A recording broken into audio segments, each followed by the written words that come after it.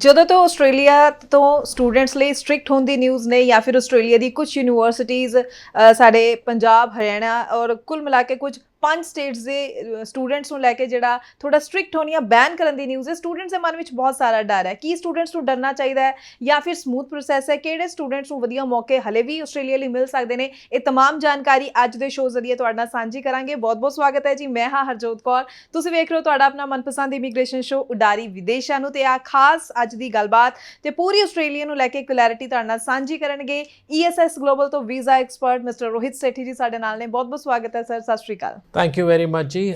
ਸਾਡੇ ਨਾਲ ਜੁੜੇ ਸਾਰੇ ਦਰਸ਼ਕਾਂ ਨੂੰ ਮੇਰੇ ਵੱਲੋਂ ਤੇ ESS ਦੀ ਪੂਰੀ ਟੀਮ ਵੱਲੋਂ ਪਿਆਰ ਭਰਿਆ ਸਤਿ ਸ਼੍ਰੀ ਅਕਾਲ। ਸਰ, ਜਦ ਮੈਂ ਸ਼ੁਰੂਆਤ ਵਿੱਚ ਗੱਲ ਕੀਤੀ ਹੈ ਕਿ ਕੁਝ ਯੂਨੀਵਰਸਿਟੀਜ਼ ਨੇ ਆਸਟ੍ਰੇਲੀਆ ਦੀ ਸਾਡੇ ਇੱਥੋਂ ਦੇ ਨਾਰਥ ਦੇ ਸਟੂਡੈਂਟਸ ਨੂੰ ਬੈਨ ਕਰ ਦਿੱਤਾ ਸਟੇਟ ਬੋਰਡ ਨੂੰ, ਪਰ ਇਸ ਨੂੰ ਐਕਚੁਅਲ ਨਿਊਜ਼ ਕਿਸ ਤਰੀਕੇ ਨਾਲ ਆਪਾਂ ਮੰਨੀਏ ਜੋ ਬੈਨ ਇੰਡੀਅਨ ਸਟੂਡੈਂਟਸ ਨੂੰ ਕਰਨ ਦੀ ਨਿਊਜ਼ ਹੈ?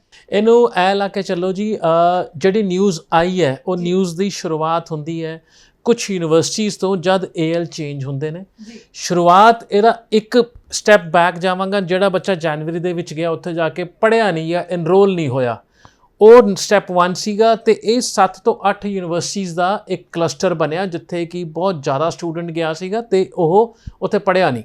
ਹੁਣ ਸਟੂਡੈਂਟ ਵੀਜ਼ੇ ਦੀ ਸਭ ਤੋਂ ਪਹਿਲੀ ਕੰਡੀਸ਼ਨ ਹੁੰਦੀ ਹੈ ਪੜ੍ਹਾਈ, ਬਾਕੀ ਸਭ ਚੀਜ਼ਾਂ ਉਸ ਤੋਂ ਬਾਅਦ ਜਦ ਇਹ ਲਿਸਟ ਬਾਹਰ ਆਉਂਦੀ ਹੈਗੀ ਹੈ ਤੇ ਉਦੋਂ ਬਾਅਦ ਹੀ ਯੂਨੀਵਰਸਿਟੀਜ਼ ਨੇ ਆਪਣੀ ਸਾਖ ਬਚਾਉਣ ਨੂੰ, ਆਪਣੀ ਅਸੈਸਮੈਂਟ ਲੈਵਲ ਦਾ ਕ੍ਰਾਈਟੇਰੀਆ ਬਚਾਉਣ ਨੂੰ, ਆਪਣਾ ਜਿਹੜਾ ਐਡਮਿਸ਼ਨ ਕ੍ਰਾਈਟੇਰੀਆ ਉਹਨੂੰ ਚੇਂਜ ਕਰਤਾ। ਹੁਣ ਉਹ ਪ੍ਰੋਜੈਕਸ਼ਨ ਇਸ ਤਰ੍ਹਾਂ ਹੋਈ ਮਾਰਕੀਟ ਦੇ ਵਿੱਚ, ਉਹ ਟਰਾਂਸਲੇਸ਼ਨ ਇਸ ਤਰ੍ਹਾਂ ਹੋਈ ਮਾਰਕੀਟ ਦੇ ਵਿੱਚ, ਜੋ ਸ਼ੁਰੂਆਤ ਆਸਟ੍ਰੇਲੀਆ ਦੀ ਪ੍ਰੈਸ ਨੇ ਕੀਤੀ। ਸਿਡਨੀ ਹੈਰਲਡ ਦੇ ਵਿੱਚ ਆਏ ਬਹੁਤ ਵੱਡਾ ਆਰਟੀਕਲ ਆਇਆ ਸੀਗਾ that Australia is not accepting Indian students। ਉਹਨਾਂ ਨੇ ਤਾਂ ਪੂਰੇ ਇੰਡੀਆ ਤੇ ਹੀ ਪੂਰਾ ਹੈਡਲਾਈਨ ਬਣਾਤਾ ਸੀਗਾ। ਖੈਰ ਉਹ ਇੰਡੀਆ ਆਂਦੇ ਉਹ ਇੰਡੀਆ ਤੋਂ ਕੁਝ ਸਟੇਟਾਂ ਤੇ ਆ ਗਈ, ਕੁਝ ਸਟੇਟਾਂ ਤੋਂ ਕੁਝ ਸਟੇਟ ਬੋਰਡਸ ਤੇ ਆ ਗਈ, ਨਿਊਜ਼ ਦਾ ਕੁਝ ਹੋਰ ਹੀ ਬਣ ਗਿਆ। ਸਾਡੀ ਦੁਨੀਆ ਦੇ ਵਿੱਚ ਇਟ ਇਜ਼ ਜਸਟ 7 ਯੂਨੀਵਰਸਿਟੀਆਂ ਨੇ ਆਪਣਾ ਐਡਮਿਸ਼ਨ ਦਾ ਕ੍ਰਾਈਟੇਰੀਆ ਬਦਲਿਆ, ਉਹਨਾਂ ਦੀ ਸੀਟਾਂ ਭਰ ਗਈਆਂ। ਉਹਨੂੰ ਛੱਡ ਕੇ ਪੂਰਾ ਆਸਟ੍ਰੇਲੀਆ ਜਿਹੜਾ ਹੈ ਆਊਟ ਆਫ 43 ਯੂਨੀਵਰਸਿਟੀਜ਼ 36 ਯੂਨੀਵਰਸਿਟੀਆਂ ਹਜੇ ਵੀ ਪੰਜਾਬ ਤੋਂ ਆਸਟ੍ਰੇਲੀਆ ਦੇ ਉਹਦੇ ਵਿੱਚ ਚੱਲਦੀਆਂ ਪਈਆਂ ਨੇ। ਉਹ ਨਾਰਮਲ ਕੰਮ ਕਰਦੀਆਂ ਪਈਆਂ ਨੇ ਜਿਹਦੇ ਵਿੱਚ ਕੋਈ ਸਮੱਸਿਆ ਨਹੀਂ ਹੈ for admission, for GT and ਤੁਹਾਡੇ ਕੇਸਿਸ ਨੂੰ ਲੈ ਕੇ।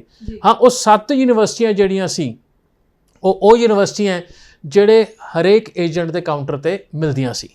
ਦੇਖੋ, ਜਦ ਇੱਕ ਚੀਜ਼ ਦੀ ਅਵੇਲੇਬਿਲਿਟੀ ਬਹੁਤ ਜਗ੍ਹਾ ਤੇ ਹੋ ਜਾਂਦੀ ਹੈ ਤੇ ਬਹੁਤ ਜ਼ਿਆਦਾ ਦਿਮਾਗ ਔਰ ਬਹੁਤ ਜ਼ਿਆਦਾ ਰਸ਼ ਉਸ ਚੀਜ਼ ਨੂੰ ਭੱਜਣ ਨੂੰ ਪੈਂਦਾ ਹੈ ਤਾਂ ਕਿਤੇ ਨਾ ਕਿਤੇ ਉਹਦਾ ਇੱਕ ਕੈਪ ਆਣਾ ਤੈਅ ਹੈ, ਉਹਦਾ ਫਾਈਨਲ ਜਾਂ ਕਿਤੇ ਨਾ ਕਿਤੇ ਉਹਦਾ ਫੁੱਲ ਸਟਾਪ ਵੱਜੂਗਾ। ਇਹ ਉਹ 7 ਯੂਨੀਵਰਸਿਟੀਆਂ ਜਿਹੜੀ ਬੜੀ ਪੋਪੂਲਰ ਸੀਗੀਆਂ, ਜਿਵੇਂ ATMC ਫੈਡਰੇਸ਼ਨ ਹੋ ਗਈ ਐਂਡ ਉਸ ਤੋਂ ਬਾਅਦ ਵੈਸਟਰਨ ਸਿਡਨੀ ਯੂਨੀਵਰਸਿਟੀ ਹੋ ਗਈ। ਹਰ ਕੋਈ ਆਂਦਾ ਸੀ ਭਾਜੀ ਇਹਦੀ GT ਬੜੀ ਸੌਖੀ ਹੈ, ਸਾਨੂੰ ਇਸੇ 'ਚ ਪਾ ਦਿਓ। ਐਡਿਥ ਕੋਵਨ ਯੂਨੀਵਰਸਿਟੀ ਹੋ ਗਈ, ਇਹ ਤਾਂ GT ਦੇਖਦਾ ਹੀ ਨਹੀਂ ਹੈ, ਇੰਟਰਵਿਊ ਤੇ ਸਾਰਾ ਕੁਝ ਕੱਢ ਦਿੰਦਾ ਐਂਡ ਸੋ ਔਨ। ਕਿ ਸ਼ੁਰੂਆਤ ਕੰਸਲਟੈਂਟ ਤੋਂ ਹੀ ਹੁੰਦੀ ਹੈ, ਹਰੇਕ ਕਾਊਂਟਰ ਤੇ ਹੁੰਦਾ ਤੇ ਉਹ ਯੂਨੀਵਰਸਿਟੀਆਂ ਨੇ ਆਪਣਾ ਕ੍ਰਾਈਟੇਰੀਆ ਬਦਲਿਆ ਕਿਉਂਕਿ ਉਹਨਾਂ ਨੇ ਆਪਣੀ ਰੈਂਕਿੰਗ ਬਚਾਉਣੀ ਹੈ। ਆਸਟ੍ਰੇਲੀਆ ਹਜੇ ਵੀ ਓਪਨ ਹੈਗਾ ਪੂਰੇ ਦਾ ਪੂਰਾ to all the university students, to all the class 12 students with good scholarships. ਜਿਵੇਂ ਮੈਂ ਦੱਸਿਆ 43 ਤੋਂ ਸਿਰਫ 7 ਯੂਨੀਵਰਸਿਟੀਆਂ ਨੇ ਪੰਜਾਬ ਤੋਂ ਬੱਚੇ ਲੈਣੇ ਅਗਲੇ 3 ਮਹੀਨੇ ਲਈ ਬੰਦ ਕੀਤੇ ਨੇ, ਸਦਾ ਲਈ ਬੰਦ ਨਹੀਂ ਕੀਤੇ, ਤਾਂ ਕਿ ਜੁਲਾਈ ਇਨਟੇਕ ਨਿਕਲ ਜਾਏ। ਜੁਲਾਈ ਇਨਟੇਕ ਜਿਹੜੀ ਉਹਨਾਂ ਦੀ ਸਫਾਈ ਹੋਣੀ ਹੈ ਹੋ ਜਾਵੇ, ਕਿਉਂਕਿ ਰੂਲ ਜਿਹੜਾ ਹੈ ਜੁਲਾਈ 'ਚ ਚੇਂਜ ਹੋ ਜਾਏਗਾ। ਤੁਸੀਂ ਫੁੱਲ ਟਾਈਮ ਕੰਮ ਨਹੀਂ ਕਰ ਪਾਓਗੇ, ਜਿਹੜਾ ਕਿ ਸਾਰੇ ਪ੍ਰੋਬਲਮ ਦੀ ਜੜ ਹੈ। ਤੇ ਉਸ ਤੋਂ ਬਾਅਦ ਤੁਹਾਡਾ 48 ਆਵਰ ਫੋਰਟਨਾਈਟਲੀ 24 ਘੰਟੇ ਹਫਤੇ ਦੇ ਵਿੱਚ ਤੁਸੀਂ ਆਪਣੇ ਕੰਮ ਨੂੰ ਸ਼ਿਫਟ ਕਰੋਗੇ। ਦੈਟ ਮੀਨ ਬੱਚਾ ਪੜ੍ਹੇਗਾ ਵੀ ਤੇ ਕੰਮ ਵੀ ਕਰੇਗਾ, ਜਿਵੇਂ ਕੋਵਿਡ ਤੋਂ ਪਹਿਲਾਂ ਹੁੰਦਾ ਸੀਗਾ। 20 ਘੰਟੇ ਕੰਮ ਅਲਾਉਡ ਸੀ, ਹੁਣ ਉਹ 24 ਘੰਟੇ ਕਰ ਦਿੱਤਾ ਉਹਨਾਂ ਨੇ ਹਫਤੇ ਦਾ, ਜਿਹਦੇ ਕਰਕੇ ਉਹਨੂੰ ਇੱਕ ਬੈਲੈਂਸ ਬਣਿਆ ਰਹੇਗਾ ਪੜ੍ਹਾਈ ਦਾ ਤੇ ਕੰਮ ਦਾ। ਪ੍ਰੋਬਲਮ ਅਗੇਨ, ਬੱਚਾ ਕੰਮ ਤੇ ਗਿਆ, ਸਟੱਡੀ ਵਾਲੇ ਪਾਸੇ ਗਿਆ ਨਹੀਂ। ਜਦ ਉਹਨੂੰ ਪੁੱਛਿਆ ਗਿਆ, ਉਹ ਕਹਿੰਦਾ ਗਵਰਨਮੈਂਟ ਮੈਨੂੰ ਕਹਿੰਦੀ ਆ ਫੁੱਲ ਟਾਈਮ ਕੰਮ ਕਰਨਾ, ਮੈਂ ਉਹੀ ਕਰਦਾ ਪਿਆ, ਰੂਲ ਨਹੀਂ ਕੋ ਤੋੜ ਰਿਹਾ, ਮੈਂ ਆਪਣਾ ਰੂਲ ਜਿੱਥੋਂ ਮਰਜ਼ੀ ਪਤਾ ਕਰਾ ਲਓ। ਤੇ ਉਹ ਯੂਨੀਵਰਸਿਟੀਆਂ ਨੇ ਜਦ ਦੇਖਿਆ ਵੀ ਆ ਪ੍ਰੋਬਲਮ ਵੱਧ ਗਈ ਹੈ, ਸਿੱਧਾ ਹੀ ਫਲੈਟ ਆਨ ਇੱਕ ਬੰਦ ਕਰਤਾ ਬਲੈਂਕਟ ਰੂਲ ਦੇ ਨਾਲ। ਅਸੀਂ ਜੁਲਾਈ ਇਨਟੇਕ 'ਚ ਯੂਨੀਵਰਸਿਟੀਆਂ ਤੋਂ ਇਲਾਕਿਆਂ ਤੋਂ ਬੱਚੇ ਨਹੀਂ ਲਵਾਂਗੇ, ਜੁਲਾਈ ਤੋਂ ਬਾਅਦ ਚਾਲੂ ਕਰਾਂਗੇ। ਜੀ ਬਿਲਕੁਲ ਸਹੀ ਗੱਲ ਕਹੀ ਹੈ, ਕਿਉਂਕਿ ਕੁਝ ਯੂਨੀਵਰਸਿਟੀਜ਼ ਨੇ ਖਾਸ ਤੌਰ ਤੇ ਰੀਜ਼ਨ ਵੀ ਦਿੱਤਾ ਹੈ ਬੈਨ ਕਰਨ ਦਾ ਸਟੂਡੈਂਟਸ ਨੂੰ ਕਿ ਸਟੂਡੈਂਟ ਆਪਣੀ ਪੜ੍ਹਾਈ ਪੂਰੀ ਨਾ ਕਰਕੇ ਸਿਰਫ ਕੰਮ ਤੇ ਹੀ ਫੋਕਸ ਕਰ ਰਹੇ ਨੇ। ਸੋ ਇੱਕ ਗੱਲ ਅਜਿਹੀ ਵੀ ਹੈ ਜੋ ਅੱਗੋਂ ਵੀ ਸਟੂਡੈਂਟਸ ਨੂੰ ਧਿਆਨ ਵਿੱਚ ਜ਼ਰੂਰ ਰੱਖਣੀ ਚਾਹੀਦੀ ਹੈ। ਸਟੱਡੀ ਵੀਜ਼ਾ ਤੇ ਜਾ ਰਹੇ ਹੋ ਤਾਂ ਸਟੱਡੀ ਤੇ ਫੋਕਸ ਜ਼ਰੂਰ ਕਰਨਾ ਹੀ ਚਾਹੀਦਾ ਹੈ। ਸੋ ਆਪਾਂ ਜਿਵੇਂ ਹੁਣ ਆਸਟ੍ਰੇਲੀਆ ਦੀ ਹੀ ਗੱਲ ਕਰ ਰਹੇ ਹਾਂ ਤਾਂ ਇਹਨਾਂ ਸਾਰੀਆਂ ਖਬਰਾਂ ਦੇ ਵਿੱਚ, ਇਹਨਾਂ ਸਾਰੇ ਅਪਡੇਟਸ ਦੇ ਵਿੱਚ ਵੀ ਜਿਹੜੇ ਸਟੂਡੈਂਟਸ ਦੇ ਮਨ ਵਿੱਚ ਥੋੜੀ ਨੈਗੇਟਿਵਿਟੀ ਆ ਗਈ ਹੈ ਕਿ ਆਸਟ੍ਰੇਲੀਆ ਜਾਈਏ ਨਾ ਜਾਈਏ, ਇੱਕ ਡਾਊਟ ਆ ਗਿਆ ਉਹਨਾਂ ਨੂੰ ਤੁਸੀਂ ਕੀ ਕਹਿਣਾ ਚਾਹੋਗੇ, ਕਿਸ ਤਰ੍ਹਾਂ ਨਾਲ ਵਧੀਆ ਡੈਸਟੀਨੇਸ਼ਨ ਆਪਾਂ ਮੰਨ ਸਕਦੇ ਹਾਂ ਸਟੱਡੀ ਵੀਜ਼ਾ ਲਈ ਆਸਟ੍ਰੇਲੀਆ ਨੂੰ? ਦੇਖੋ, ਜੇ ਤੁਹਾਡਾ ਪਰਪਸ ਸਟੱਡੀ ਹੈ, ਜੇ ਤੁਹਾਡਾ ਪਰਪਸ ਸਟੱਡੀ ਕਰਕੇ ਉੱਥੇ ਵਰਕ ਪਰਮਿਟ ਤੋਂ ਬਾਅਦ PR ਲੈਣ ਦਾ ਹੈ, ਤਾਂ ਆਸਟ੍ਰੇਲੀਆ ਦਾ ਅੱਜ ਕੋਈ ਮੁਕਾਬਲਾ ਨਹੀਂ, ਓਨੈਸਟਲੀ ਕੋਈ ਮੁਕਾਬਲਾ ਨਹੀਂ। ਕਿਉਂਕਿ ਆਸਟ੍ਰੇਲੀਆ 3 ਸਾਲ ਜਾਂ 2 ਸਾਲ ਦੀ ਪੜ੍ਹਾਈ ਦੇ ਮਗਰੋਂ, ਮੈਂ ਬਹੁਤ ਵਾਰ ਕਿਹਾ, 7 ਸਾਲ ਦਾ ਲੀਗਲ ਵੀਜ਼ਾ ਦਿੰਦਾ ਹੈ ਤੁਹਾਨੂੰ ਉੱਥੇ ਰਹਿ ਕੇ ਕੰਮ ਕਰਨ ਵਾਸਤੇ, ਹੋਰ ਕੋਈ ਕੰਟਰੀ ਨਹੀਂ ਦਿੰਦਾ। ਹੁਣ ਜਿਹੜਾ ਕੰਟਰੀ ਜਿੱਥੇ ਤੁਸੀਂ ਸਟੂਡੈਂਟ ਵੀਜ਼ਾ ਲੈ ਕੇ ਚੱਲਦੇ ਹੋ, 2 ਸਾਲ ਦੀ ਮਾਸਟਰਸ ਤੇ 7 ਸਾਲ ਤੱਕ ਦਾ post study work visa, that mean ਤੁਸੀਂ 9 ਸਾਲ ਤਾਂ ਉਸ ਕੰਟਰੀ 'ਚ ਇੱਕ ਤਰ੍ਹਾਂ ਲੀਗਲ ਹੋ ਨਾ, ਪੂਰਾ ਤੁਹਾਡੇ ਕੋਲ ਕੰਮ ਕਰਨ ਦੇ ਰਾਈਟ ਹੈ, ਉੱਥੇ ਸਭ ਕੁਝ ਕਰਨ ਦੇ ਰਾਈਟ ਹੈ 9 ਸਾਲ। ਪਰ ਫਿਰ ਵੀ ਬੱਚਾ ਕੀ ਕਹਿੰਦਾ, ਨਹੀਂ ਮੈਨੂੰ ਸਮਝ ਨਹੀਂ ਆਉਂਦਾ ਲੀਗਲ ਵਾਲਾ ਹੋਣਾ, ਮੈਂ ਤਾਂ ਪੁਰਾਣੇ ਟਾਈਪ 'ਚ ਹੀ ਜਾਣਾ, ਪਹਿਲਾਂ ਪੜ੍ਹਨ ਜਾਵਾਂਗਾ, ਫਿਰ ਕੁਝ ਕਾਂਡ ਕਰਾਂਗਾ, ਫਿਰ ਮੈਂ ਵਕੀਲ ਨੂੰ ਫੜਾਂਗਾ, ਫਿਰ ਵੀਜ਼ਾ ਬਚਾਵਾਂਗਾ। ਵੀ 9 ਸਾਲ ਦਾ ਲੀਗਲ ਵੀਜ਼ਾ ਇੱਕ ਪਾਸੇ ਰੱਖਤਾ ਤੇ 3-4 ਸਾਲ ਤੋਂ ਬਾਅਦ ਜਿਹੜੇ ਗੋਲ ਚੱਕਰ ਹੈਗੇ ਉਹਨੂੰ ਸ਼ੁਰੂ ਕਰਤਾ ਵੀ ਮੇਰੇ ਤਾਂ ਐਂ ਹੀ ਪਤਾ ਹੈ, ਮਨ ਤਾਂ ਇੱਕੋ ਰਾਹ ਆਉਂਦਾ ਪੱਕੇ ਹੋਣ ਦਾ। ਪਹਿਲਾਂ ਵੀਜ਼ਾ ਲਿੱਤਾ, ਉਸ ਤੋਂ ਬਾਅਦ ਉੱਥੇ ਆ ਕੇ ਕਾਲਜ ਚੇਂਜ ਕੀਤਾ, ਸਟਰਗਲ ਕੀਤਾ, ਵਕੀਲਾਂ ਨੂੰ ਪੈਸੇ ਦਿੱਤੇ, ਫਿਰ 7 ਸਾਲ ਤੱਕ ਮੈਨੂੰ ਜੇ ਪੱਕੇ ਹੋਣ ਦਾ ਮਜ਼ਾ ਨਹੀਂ ਆਇਆ, ਸਾਰੇ ਚੱਕਰਾਂ 'ਚੋਂ ਨਿਕਲ ਗਏ, ਤਾਂ ਕਾਹਦੇ ਪੱਕੇ ਹੋਏ? ਇੱਕ ਸੌਖਾ ਰਾਹ ਵੀ ਹੁੰਦਾ, ਉਹ ਕਹਿੰਦੇ ਆ ਸਾਇੰਸ ਦੇ ਵਿੱਚ ਜਾਂ 2 ਡਾਟ ਨੂੰ ਮਿਲਾਉਣ ਦਾ ਸਭ ਤੋਂ ਸਿੱਧਾ ਰਸਤਾ ਹੈ ਸਟ੍ਰੇਟ ਲਾਈਨ, ਉਹ ਵੀ ਅਵੇਲੇਬਲ ਹੈ ਤੁਹਾਡੇ ਕੋਲ। ਉਹ ਬੱਚਾ ਜਿਹੜਾ ਆਸਟ੍ਰੇਲੀਆ ਨੂੰ ਸਟੱਡੀ ਲੈ ਕੇ ਜਾਣਾ ਚਾਹੁੰਦਾ ਹੈ, 100% ਜਾਵੇ, ਵਿਦਆਊਟ ਡਰ ਜਾਵੇ। ਇਹਨਾਂ ਦਾ ਇਮੀਗ੍ਰੇਸ਼ਨ ਪਾਲਿਸੀ ਜਿਹੜਾ ਹੈ ਉਹ ਚੇਂਜ ਹੋਣ ਦੀ ਕਗਾਰ 'ਤੇ ਹੈ, ਜਿਹਦੇ ਵਾਸਤੇ ਅਸੀਂ ਇੱਕ ਸੈਪਰੇਟ ਸ਼ੋਅ ਕੀਤਾ ਪਹਿਲਾਂ, ਉਹ ਤੁਹਾਨੂੰ ਸਾਡੇ ਫੇਸਬੁੱਕ ਪੇਜ 'ਤੇ ਹੀ ਮਿਲ ਜਾਏਗਾ। They are changing there immigration regulation ਤਾਂ ਕਿ ਉਹ ਸਟੂਡੈਂਟ ਦੇ ਹੱਕ ਦੇ ਵਿੱਚ ਜਾਵੇ, ਉਹ ਜਲਦੀ ਆਪਣੀ ਮੰਜ਼ਿਲ 'ਤੇ ਪਹੁੰਚੇ, ਉਹ ਜਲਦੀ ਆਪਣੇ ਮਕਾਮ 'ਤੇ ਪਹੁੰਚੇ ਜਿਹਦੇ ਲਈ ਉਹ ਪੜ੍ਹਨ ਆਇਆ ਹੈਗਾ। ਤੇ ਬਹੁਤ ਸਾਰੇ ਰੀਵੈਂਪਿੰਗ, ਬਹੁਤ ਸਾਰੇ ਰੀਸਟਰਕਚਰਿੰਗ, ਬਹੁਤ ਸਾਰੇ ਰੂਲ 'ਚ ਬਦਲਾਵ ਹੋਣ ਜਾ ਰਿਹਾ ਅਗਲੇ 2 ਮਹੀਨਿਆਂ ਦੇ ਵਿੱਚ, ਜਿਹੜਾ ਸਟੂਡੈਂਟ ਦੀ ਫੇਵਰ 'ਚ ਆਏਗਾ।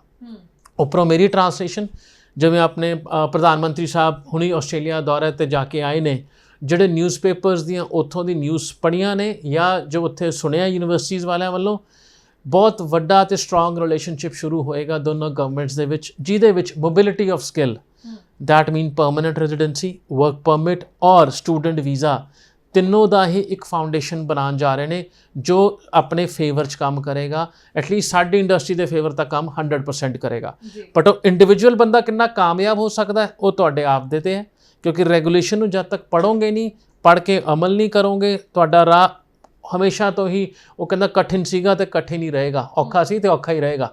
ਉਹ ਸੌਖਾ ਤੁਸੀਂ ਆਪ ਕਰ ਸਕਦੇ ਹੋ। ਫॉर ਆਲ ਜੈਨੂਇਨ ਸਟੂਡੈਂਟ ਜਿਹੜਾ ਸਟੱਡੀ ਤੋਂ ਬਾਅਦ ਆਪਣੇ ਰਾਹ ਲੈਣ ਦੇਖਣਾ ਚਾਹੁੰਦੇ ਨੇ, ਫॉर PR ਔਰ study visa, Australia is the country. ਜੀ ਬਿਲਕੁਲ। ਸੋ ਵਾਕਈ ਸਟੂਡੈਂਟਸ ਨੂੰ ਇੱਥੇ ਘਬਰਾਉਣ ਦੀ ਜ਼ਰੂਰਤ ਨਹੀਂ ਹੈ। 5-6 ਜਾਂ 7 ਯੂਨੀਵਰਸਿਟੀਜ਼ ਨੇ ਅਗਰ ਬੈਨ ਕੀਤਾ ਤਾਂ 30 ਤੋਂ ਵੱਧ ਯੂਨੀਵਰਸਿਟੀਜ਼ ਹਲੇ ਵੀ ਵੈਲਕਮ ਕਰ ਰਹੀਆਂ ਨੇ ਸਟੂਡੈਂਟਸ ਦਾ। ਤੁਸੀਂ ਜੈਨੂਇਨ ਵੇ ਦੇ ਨਾਲ ਅਪਲਾਈ ਕਰਦੇ ਹੋ, ਚੰਗੀ ਪ੍ਰੋਫਾਈਲ ਹੈ ਤੁਹਾਡੀ, ਤਾਂ ਤੁਹਾਡੇ ਲਈ ਅੱਜ ਵੀ ਆਸਟ੍ਰੇਲੀਆ ਵਿੱਚ ਬਹੁਤ ਖੁੱਲੇ ਰਸਤੇ ਨੇ ਜਿੱਥੇ ਤੁਸੀਂ ਇੱਕ ਚੰਗੇ ਕੰਸਲਟੈਂਟ ਦੀ ਸਲਾਹ ਨਾਲ ਅੱਗੇ ਵਧਦੇ ਹੋਏ ਆਪਣਾ ਸਟੱਡੀ ਵੀਜ਼ਾ ਹਾਸਲ ਕਰ ਸਕਦੇ ਹੋ। ਕੋਈ ਡਾਊਟ ਹੈ ਤੁਹਾਡਾ ਤਾਂ ਲਗਾਤਾਰ ਨੰਬਰ ਵੀ ਡਿਸਪਲੇ ਇਸ ਉੱਪਰ, ਤੁਸੀਂ ਕਾਲ ਕਰਕੇ ESS ਗਲੋਬਲ ਦੀ ਟੀਮ ਦੇ ਨਾਲ ਟਾਈਮਲੀ ਕੰਟੈਕਟ ਜ਼ਰੂਰ ਕਰੋ। ਇਹਨਾਂ ਚੇਂਜਿਸ ਦੀ ਜਦ ਆਪਾਂ ਗੱਲ ਕਰਦੇ ਹਾਂ ਸਰ, ਇਹਨਾਂ ਚੇਂਜਿਸ ਤੋਂ ਬਾਅਦ ਹੁਣ ਜਿਹੜੇ ਕਮਿੰਗ ਇਨਟੇਕਸ ਨੇ ਉਹਨਾਂ ਨੂੰ ਆਪਾਂ ਕਿਸ ਤਰੀਕੇ ਨਾਲ ਦੇਖ ਸਕਦੇ ਹਾਂ? ਰਿਜ਼ਲਟਸ ਪੁਆਇੰਟ ਆਫ ਵਿਊ ਤੋਂ ਵੀ ਗੱਲ ਕਰੀਏ ਜਾਂ ਸਟੂਡੈਂਟਸ ਦੀ ਫਾਈਲਿੰਗ ਦੀ ਵੀ ਗੱਲ ਕਰੀਏ ਜਾਂ ਆਸਟ੍ਰੇਲੀਆ ਅੰਬੈਸੀ ਵੱਲੋਂ ਸਟੂਡੈਂਟਸ ਦੇ ਨਾਲ ਇੱਕ ਰਿਲੇਸ਼ਨ ਦੀ ਗੱਲ ਕਰੀਏ, ਕਿਸ ਤਰੀਕੇ ਦਾ ਸਭ ਚੀਜ਼ਾਂ ਸ਼ੇਪ ਅਪ ਹੁੰਦੀਆਂ ਨਜ਼ਰ ਆਉਂਦੀਆਂ? ਦੇਖੋ, ਕਹਿੰਦੇ ਨਾ ਹਰੇਕ ਤਬਾਹੀ ਤੋਂ ਬਾਅਦ ਇੱਕ ਵਧੀਆ ਫਿਊਚਰ ਹੁੰਦਾ, every disruption gets you something very pleasant weeks ahead. ਤਾਂ ਇਹ ਜਿਹੜਾ ਹਾਈ ਕਮਿਸ਼ਨ ਦਾ ਰਿਲੇਸ਼ਨਸ਼ਿਪ ਹੈ ਸਟੂਡੈਂਟਸ ਦੇ ਨਾਲ, ਇੱਥੇ ਮੈਂ ਇੱਕ ਥੋੜਾ ਜਿਹਾ ਪੁਆਇੰਟ ਐਡ ਕਰਾਂਗਾ।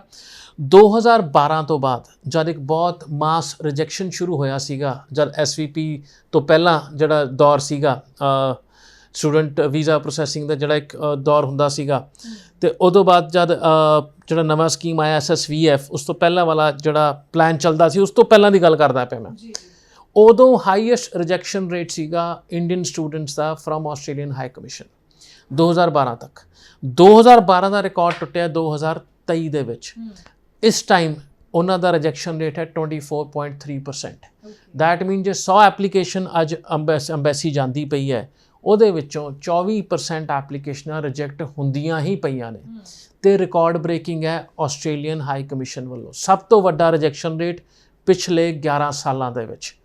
ਹੁਣ ਇੱਕ ਕੰਟਰੀ ਜਿਹੜਾ ਇਹਨੂੰ ਸਭ ਤੋਂ ਵੱਡਾ ਇੱਕ ਰਿਜੈਕਸ਼ਨ ਰੇਟ ਕਹਿ ਕੇ ਚੱਲਦੀ ਪਈ ਹੈ 24%, ਤੇ ਉੱਥੇ ਉਹਨਾਂ ਵਾਸਤੇ ਕਿੰਨਾ ਕੁ ਧੱਕਾ ਹੋਣਾ ਹੈ ਜਦ ਉਹਨਾਂ ਨੂੰ ਇਸ ਮੋੜ ਦੇ ਉੱਤੇ ਰਿਜੈਕਸ਼ਨ ਦੇਣੇ ਪਏ। ਨੰਬਰ 1। ਨੰਬਰ 2, ਜੇ ਅੱਜ ਅਸੀਂ ਜੁਲਾਈ ਤੋਂ ਬਾਅਦ ਇਸ ਸਿਸਟਮ ਨੂੰ ਆਪਣੇ ਫਾਇਦੇ ਵਾਸਤੇ ਲੈ ਕੇ ਆਉਣਾ ਹੈ ਤਾਂ ਆਪਣੇ ਆਪ ਨੂੰ ਆਈ ਥਿੰਕ ਨਵੀਂ ਦੁਨੀਆ ਵਾਸਤੇ ਤਿਆਰ ਕਰਨਾ ਪਏਗਾ। ਕੋਵਿਡ ਤੋਂ ਪਹਿਲਾਂ ਇੱਕ ਆਸਟ੍ਰੇਲੀਆ ਦਾ ਇੱਕ ਫੇਜ਼ ਸੀਗਾ, ਐਵਰੀ ਇਨਟੇਕ ਤੁਹਾਨੂੰ ਤਕਰੀਬਨ 90% ਸਕਸੈਸ ਲੈ ਕੇ ਚੱਲਦਾ ਸੀਗਾ ਐਵਰੀ ਇਨਟੇਕ। ਕੋਵਿਡ ਦੇ ਵਿੱਚ ਖੈਰ ਬੰਦ ਹੋਇਆ 2 ਸਾਲ ਤੋਂ ਬਾਅਦ ਜਦ ਖੁੱਲਿਆ, ਉਸ ਤੋਂ ਬਾਅਦ 90% ਨਹੀਂ ਟੱਚ ਹੋਇਆ, ਕਦੇ 80 ਤੇ ਰਿਹਾ, ਕਦੇ 83 ਤੇ ਰਿਹਾ, ਕਦੇ 75 76 ਆਇਆ। ਹੁਣ ਇਸ ਟਾਈਮ 76% ਦੇ ਕਰੀਬ ਚੱਲਦਾ ਪਿਆ ਸਕਸੈਸ ਰੇਟ, ਜੋ ਆਸਟ੍ਰੇਲੀਅਨ ਹਾਈ ਕਮਿਸ਼ਨ ਦੀ ਦੁਨੀਆ ਸਭ ਤੋਂ ਮਾੜਾ ਹੈ। ਜਿਵੇਂ ਦੱਸਿਆ ਮੈਂ, ਜੁਲਾਈ ਤੋਂ ਬਾਅਦ ਇਹ ਉੱਪਰ ਜਾਏਗਾ ਹੀ ਜਾਏਗਾ। ਦੈਟ ਮੀਨ ਮੇਰੀ ਟ੍ਰਾਂਸਲੇਸ਼ਨ, ਮੇਰਾ ਅਜ਼ੰਪਸ਼ਨ, ਵੀਜ਼ਾਸ ਹਰ ਉਸ ਸਟੂਡੈਂਟ ਦੇ ਆਣਗੇ ਜਿਹੜੇ ਜੈਨੂਅਨ ਤਰੀਕੇ ਨਾਲ ਆਪਣੀ ਫਾਈਲ ਦੀ ਪ੍ਰੈਜੈਂਟੇਸ਼ਨ ਕਰਨਗੇ, ਜਿਹੜੇ ਜੈਨੂਅਨ ਤਰੀਕੇ ਨਾਲ ਉੱਥੇ ਪੜ੍ਹਨ ਜਾਣਾ ਚਾਹਣਗੇ। ਕਿਉਂਕਿ ਜੇ ਅੱਜ ਤੁਸੀਂ ਆਸਟ੍ਰੇਲੀਆ ਦਾ ਰਿਫਿਊਜ਼ਲ ਚੱਕ ਕੇ ਦੇਖਦੇ ਹੋ, ਉਸ 'ਚ ਬੜਾ ਕਲੀਅਰਲੀ ਮੈਂਸ਼ਨ ਹੈ ਜਿਹੜਾ ਤੁਹਾਡਾ ਅਰਨਿੰਗ ਪੋਟੈਂਸ਼ੀਅਲ ਇੰਡੀਆ ਦੇ ਵਿੱਚ ਹੈ ਨਾ, ਇਹ ਆਸਟ੍ਰੇਲੀਆ ਜਾ ਕੇ 100 ਟਾਈਮ ਜ਼ਿਆਦਾ ਸੁਧਰ ਜਾਏਗਾ। ਤਾਂ ਸਾਨੂੰ ਲੱਗਦਾ ਹੈ ਐਜ਼ ਅ ਹਾਈ ਕਮਿਸ਼ਨ ਤੁਸੀਂ ਆਸਟ੍ਰੇਲੀਆ ਨੂੰ ਛੱਡ ਕੇ ਵਾਪਸ ਨਹੀਂ ਆਓਗੇ। ਹੁਣ ਜੇ ਇੱਥੇ ਮੇਰੀ ਆਮਦਨ 10,000 ਰੁਪਏ ਹੈ, ਆਸਟ੍ਰੇਲੀਆ ਜਾ ਕੇ ਉਹ ਲੱਖ ਰੁਪਏ ਹੋ ਜਾਂਦੀ ਹੈ ਜਾਂ 50 ਰੁਪਏ ਹੋ ਜਾਂਦੀ ਹੈ, ਮੈਂ ਕੰਟਰੀ ਕਿਉਂ ਛੱਡਾਂਗਾ? ਤੇ ਇਹ ਸਾਰੀਆਂ ਚੀਜ਼ਾਂ ਉਹਨਾਂ ਨੂੰ ਤੁਹਾਡੇ SOP ਤੋਂ, ਤੁਹਾਡੇ ਡਾਕੂਮੈਂਟੇਸ਼ਨ ਪ੍ਰੋਡਿਊਸ ਕਿਵੇਂ ਕੀਤੇ ਪਏ ਆ, ਸਾਰੀ ਚੀਜ਼ਾਂ ਤੋਂ ਪਤਾ ਲੱਗਦਾ ਹੈ। ਹੁਣ ਉਹਦੇ ਵਿੱਚ ਨਾ ਡਾਕੂਮੈਂਟੇਸ਼ਨ ਦਾ ਇੱਕ ਬਹੁਤ ਵੱਡਾ ਇੰਪੋਰਟੈਂਟ ਰੋਲ ਪਲੇ ਕਰਦਾ, ਜਿਹਨੂੰ ਆਪਾਂ GT ਦੇ ਨਾਲ ਵੀ ਜੋੜ ਸਕਦੇ ਹਾਂ। ਆਪਾਂ ਕਹਿੰਦੇ ਹਾਂ GT ਔਖੀ ਹੋਗੀ, GT ਸੌਖੀ ਹੋਗੀ। GT ਕਦੇ ਔਖੀ ਸੌਖੀ ਨਹੀਂ ਹੁੰਦੀ। GT ਡਿਪੈਂਡ ਕਰਦਾ ਤੁਹਾਡੇ ਕਾਗਜ਼ਾਂ ਦੇ ਉੱਤੇ। ਹੁਣ ਜੇ ਮੈਂ ਐਜ਼ ਐਨ ਐਪਲੀਕੈਂਟ ਔਰ ਅ ਪੇਰੈਂਟ ਅੱਜ ਤੱਕ ਰਿਟਰਨ ਨਹੀਂ ਫਾਈਲ ਕੀਤੀ, ਜੋ ਵੀ ਲਿਮਿਟਿਡ ਨੌਲੇਜ ਲਾ ਲਓ ਜਾਂ ਮੈਨੂੰ ਰਿਟਰਨ ਦੀ ਵੈਲਿਊ ਨਹੀਂ ਪਤਾ ਇਨਕਮ ਟੈਕਸ ਰਿਟਰਨ ਦੀ, ਤੇ ਸਡਨਲੀ ਅੰਬੈਸੀ ਦੇ ਕਹਿਣ 'ਤੇ ਜਾਂ ਅੰਬੈਸੀ 'ਚ ਜਾਣ ਵਾਸਤੇ ਮੈਂ 1 ਸਾਲ ਦੇ ਵਿੱਚ ਹੀ 2 ਰਿਟਰਨਾਂ ਭਰਤੀਆਂ, ਉਹ ਡੇਟ ਆ ਜਾਂਦੀ ਹੈ ਡੇਟ ਆਫ ਫਾਈਲਿੰਗ ਦੀ, ਤੇ ਉਹ ਸਟੇਟਮੈਂਟ ਇੰਡੀਕੇਸ਼ਨ ਆ ਅੰਬੈਸੀ ਨੂੰ, ਭਾਜੀ ਇਹ ਤਾਂ ਸਪੈਸ਼ਲੀ ਭਰਵਾਈ ਗਈ ਹੈ, ਇਹਦੀ ਇਨਕਮ ਦੀ ਸਟੇਬਿਲਿਟੀ ਨਹੀਂ ਹੈਗੀ, ਇਹ ਸਾਨੂੰ ਦਿਖਾਉਣ ਵਾਸਤੇ ਭਰਵਾਈ ਗਈ ਹੈ। ਉਹਨਾਂ ਦਾ ਇੱਕ ਪੁਆਇੰਟ ਆ ਜਾਂਦਾ ਤੁਹਾਨੂੰ ਰਿਜੈਕਟ ਕਰਨ ਦਾ ਜਾਂ ਐਟਲੀਸਟ ਕੁਐਸਚਨ ਮਾਰਕ ਪਾਉਣ ਦਾ। ਫਿਰ ਉਹ ਸੈਕੰਡ ਫੇਜ਼ ਦੇਖਦੇ ਆ, ਅੱਛਾ ਜੀ ਕਾਰੋਬਾਰ ਕੀ ਹੈ। ਸਾਡੇ ਆਮ ਤੌਰ 'ਤੇ ਕੀ ਕਿਹਾ ਜਾਂਦਾ ਹੈ ਜਨਰਲ ਪਬਲਿਕ, ਮੇਰੀ ਤਾਂ ਰਿਟਰਨ ਇਨਕਮ ਦੀ ਟੈਕਸ ਦੀ ਰਿਟਰਨ ਬਣਦੀ ਨਹੀਂ ਹੈਗੀ, ਮੈਂ ਤਾਂ ਨਹੀਂ ਭਰੀ। ਵੈਲ ਇੱਕ ਬੜਾ ਸਪਸ਼ਟ ਉਹਦਾ ਆਨਸਰ ਹੈ, ਇਨਕਮ ਟੈਕਸ ਰਿਟਰਨ ਭਰੀ ਜਾਂਦੀ ਹੈ ਨਹੀਂ ਭਰੀ ਜਾਂਦੀ, ਇਹਦਾ ਤੁਹਾਡੇ ਟੈਕਸ ਨਾਲ ਕੋਈ ਲੈਣਾ ਦੇਣਾ ਨਹੀਂ ਹੁੰਦਾ। ਤੁਹਾਡੀ ਚਾਹੇ ਆਮਦਨ 3 ਲੱਖ ਰੁਪਏ ਹੈ, ਚਾਹੇ 2 ਲੱਖ ਰੁਪਏ ਹੈ, ਇੰਡੀਅਨ ਟੈਕਸੇਸ਼ਨ ਸਿਸਟਮ ਤੁਹਾਨੂੰ ਰਿਟਰਨ ਭਰਨ ਦੀ ਪਰਮਿਸ਼ਨ ਤੇ ਉਹ ਲਿਬਰਟੀ ਦਿੰਦਾ ਹੀ ਦਿੰਦਾ ਹੈ। ਅੰਬੈਸੀ ਨੂੰ ਪ੍ਰੋਬਲਮ ਤੁਹਾਡੀ ਇਹ ਨਹੀਂ ਤੁਹਾਡੀ ਆਮਦਨ 15 ਲੱਖ ਰੁਪਏ ਹੈ, ਬਿਲਕੁਲ ਵੀ ਇਸ 'ਚ ਕੋਈ ਇੰਟਰਸਟ ਨਹੀਂ ਹੈਗਾ। ਤੁਹਾਡੀ 15 ਲੱਖ ਰੁਪਏ ਆਮਦਨ ਕਿੰਨੀ ਸਟੇਬਲ ਹੈਗੀ ਹੈ, ਕਿ ਉਹ ਸਾਲ ਬਰ ਸਾਲ ਵੱਧਦੀ ਪਈ ਹੈ ਜਾਂ ਉੱਥੇ ਹੀ ਖੜੀ ਹੈ ਜਾਂ ਘਟਦੀ ਪਈ ਹੈ, ਉਹਨੂੰ ਇਹ ਦੇਖਣ 'ਚ ਇੰਟਰਸਟ ਹੈ। ਤਾਂ ਹੀ ਤੁਹਾਡੇ ਤੋਂ 2 ਜਾਂ 3 ਸਾਲ ਦੀ ਇਨਕਮ ਟੈਕਸ ਦੀ ਰਿਟਰਨ ਮੰਗੀ ਜਾਂਦੀ ਹੈ GT ਟਾਈਮ ਦੇ ਉੱਤੇ, ਕਿਉਂਕਿ ਸਟੇਬਿਲਿਟੀ ਆਫ ਇਨਕਮ ਦੇਖਣਾ ਚਾਹੁੰਦੇ ਨੇ। ਉਹ ਕਦੇ ਨਹੀਂ ਦੇਖਦੇ ਤੁਹਾਡੇ ਕੋਲ ਪੈਸਾ। ਆਪਾਂ ਫੰਡਿੰਗ ਦੀ ਗੱਲ ਕਰਦੇ ਹਾਂ ਇੱਥੇ GT ਜਾਂ ਡਾਕੂਮੈਂਟੇਸ਼ਨ ਦੇ ਵਿੱਚ। AL1 ਯੂਨੀਵਰਸਿਟੀ ਦੇ ਵਿੱਚ ਫੰਡਾਂ ਨੂੰ ਕਿਉਂ ਉਹਨਾਂ ਨੇ ਰਿਲੈਕਸੇਸ਼ਨ ਦਿੱਤੀ ਹੋਈ ਹੈ, ਕਿਉਂਕਿ ਉਹਨਾਂ ਨੂੰ ਪਤਾ ਹੈ ਫੰਡ ਇੰਡੀਆ ਦੇ ਵਿੱਚ ਕੋਈ ਪੈਸਾ ਬੈਂਕਾਂ 'ਚ ਨਹੀਂ ਰੱਖਦਾ, ਸਭ ਪੈਸਾ ਆਪਣਾ ਇਨਵੈਸਟ ਕਰਦੇ ਆ ਜਾਂ ਕਿਸੇ ਕੋਲ ਪਿਆ ਹੁੰਦਾ ਹੈ। ਇੱਥੇ ਦਸਤੀ ਵਿਆਜ ਵੀ ਚੱਲਦਾ ਹੈ, ਇੱਥੇ ਸਿਸਟਮ ਨਾਲ ਇੰਟਰਸਟ ਵੀ ਲੈਂਦੇ ਆ ਲੋਕਾਂ ਤੋਂ, ਬੈਂਕ ਟੂ ਬੈਂਕ ਜਾਂ ਕੈਸ਼ ਟੂ ਕੈਸ਼, ਜਿਸ ਹਿਸਾਬ ਨਾਲ ਘਰ ਪਰਿਵਾਰ ਦਾ ਜਾਂ ਇੱਕ ਜੋਗ੍ਰਾਫਿਕਲ ਲੋਕੇਸ਼ਨ ਦਾ ਤਰੀਕਾ ਬਣਿਆ ਹੋਇਆ ਹੈਗਾ। ਉਹਨਾਂ ਨੂੰ ਇਹ ਸਮਝ ਆਉਂਦੀ ਹੈ, ਤਾਂ ਹੀ ਉਹਨਾਂ ਨੇ ਫੰਡ ਨੂੰ ਇੱਕ ਕ੍ਰਾਈਟੀਰੀਆ ਨਹੀਂ ਰੱਖਿਆ, ਪਰ ਇਨਕਮ ਨੂੰ ਕ੍ਰਾਈਟੀਰੀਆ ਜ਼ਰੂਰ ਰੱਖਿਆ, ਕਿਉਂਕਿ ਆਮਦਨ ਤੁਹਾਡੇ ਪਰਿਵਾਰ ਦੀ ਸਟੇਬਿਲਿਟੀ ਐਂਡ ਤੁਹਾਡੇ ਪੈਸਿਆਂ ਦਾ ਆਉਣ ਦੀ ਸਪੀਡ ਇੱਥੋਂ ਦਿਖਦੀ ਹੈ। ਉਹਨੂੰ ਇੱਥੇ ਮਿਸਕੈਲਕੂਲੇਟ ਕੀਤਾ ਜਾਂਦਾ ਹੈ, ਅੱਛਾ ਇੱਕੋ ਸਾਲ 2 ਰਿਟਰਨਾਂ ਭਰਵਾ ਦਿੰਦੇ ਆ ਤੇ ਫਿਰ ਦੇਖ ਲਾਂਗੇ ਅੰਬੈਸੀ ਦਾ ਕ੍ਰਾਈਟੀਰੀਆ ਪੂਰਾ ਹੋ ਜਾਊਗਾ, ਬਾਕੀ ਮੇਰੀ ਪ੍ਰੋਫਾਈਲ ਵਧੀਆ 90% ਨੰਬਰ ਹੈ, 7 ਬੈਂਡ ਹੈ, ਨਿਕਲ ਹੀ ਜਾਊਗਾ। ਹਾਈ ਕਮਿਸ਼ਨ ਨੂੰ ਕੋਈ ਲੈਣਾ ਦੇਣਾ ਨਹੀਂ ਹੈ। ਉਹਨਾਂ ਲਈ ਤੁਸੀਂ ਇੱਕ ਪਾਪੂਲੇਸ਼ਨ ਹੋ, ਆਬਾਦੀ ਹੋ, ਉਹਨਾਂ ਨੂੰ ਅੰਦਰੋਂ ਤੱਕ ਪਤਾ ਹੈ ਤੁਸੀਂ ਅੱਜ ਜੋ ਪ੍ਰੋਮਿਸ ਕਰਕੇ ਜਾਣੇ ਪਏ ਹੋ, ਉੱਥੇ ਜਾ ਕੇ ਅੱਧੇ ਪ੍ਰੋਮਿਸ ਟੁੱਟਣੇ ਆ। ਪੜ੍ਹਾਈ ਪਤਾ ਨਹੀਂ ਤੁਸੀਂ ਕਰਨੀ ਹੈ ਕਿ ਨਹੀਂ ਕਰਨੀ ਹੈ, ਬਟ ਦੂਜਾ ਕ੍ਰਾਈਟੀਰੀਆ ਜਿਹੜਾ ਉਹਨਾਂ ਦਾ ਹੈਗਾ ਵੀਜ਼ਾ ਦੇਣ ਦਾ, ਉਹ ਉਹਨਾਂ ਨੇ ਬੜਾ ਸਟ੍ਰਿਕਟਲੀ ਫੋਲੋ ਕਰਨਾ। ਪੜ੍ਹਾਈ ਨਹੀਂ ਕਰੋਗੇ ਉਹ ਤੁਹਾਨੂੰ ਫੜ ਕੇ ਵਾਪਸ ਭੇਜ ਦੇਣਗੇ, ਜਾਂ ਇਲੀਗਲ ਹੋਵੋਗੇ ਤੁਹਾਡੀ ਆਪ ਦੀ ਜ਼ਿੰਮੇਵਾਰੀ ਹੈ। ਕਿਉਂਕਿ ਜਦ ਵੀ ਕੈਲਕੂਲੇਸ਼ਨ, ਜਿੰਨਾ ਮੇਰਾ ਟ੍ਰੇਨਿੰਗ ਹੈ ਹਾਈ ਕਮਿਸ਼ਨਸ ਵੱਲੋਂ ਜਾਂ ਯੂਨੀਵਰਸਿਟੀਜ਼ ਵਾਲਿਆਂ ਵੱਲੋਂ, ਬੜਾ ਕਲੀਅਰਲੀ ਮੈਂਸ਼ਨ ਹੈ, ਹਰੇਕ ਨੇ ਆਪਣਾ ਕੋਟਾ ਬਣਾਇਆ ਹੋਇਆ। ਜੇ 100 ਬੱਚਾ ਆਉਂਦਾ, 100 ਚੋਂ ਮੰਨ ਲਓ 10% ਤਾਂ ਪਤਾ ਰਿਜੈਕਟ ਹੋਣਾ, ਉਹਦੇ 90 ਵਾਲਿਆਂ 'ਚੋਂ ਹੋਰ 50% ਪੜ੍ਹਾਈ ਛੱਡੂਗਾ ਵਿਚਕਾਰ, ਜਿਹੜੇ 50% ਬਚ ਗਏ ਉਹ 90% ਉੱਥੇ ਜੌਬ ਲੈਣ ਦੇ ਕਾਬਿਲ ਬਣ ਜਾਣਗੇ। ਤਾਂ ਇਹ ਇੱਕ ਰੇਸ਼ੋ ਤੁਹਾਡੇ ਦਿਮਾਗ ਦੇ ਵਿੱਚ ਹੀ ਬਣਿਆ, ਮੈਂ ਪੜ੍ਹਨਾ ਕਿ ਨਹੀਂ ਪੜ੍ਹਨਾ, ਯੂਨੀਵਰਸਿਟੀ ਦੇ ਹੀ ਬਣਿਆ ਤੇ ਅੰਬੈਸੀ ਦੇ ਹੀ ਬਣਿਆ।